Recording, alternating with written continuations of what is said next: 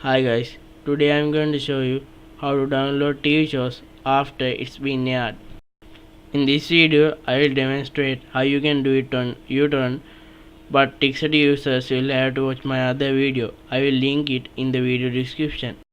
Now you have to sign up on showRSS.info. As the email address, I am going to use a temporary email. You can learn more about that by clicking the top right hand corner. You can also use your normal email address, but I am using a temporary email address. Now you can register. Now you can add shows that you want to download. Now I will add Game of Thrones and Into the Badlands. If you want, you can download episodes from here too.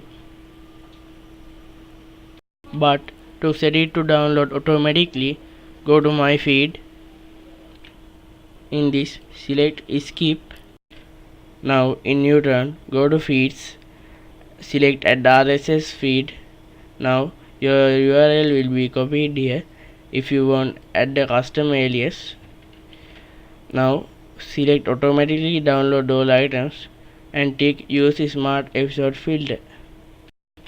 Now click OK and you can see what we requested are shown here, and it will start to download in a few seconds.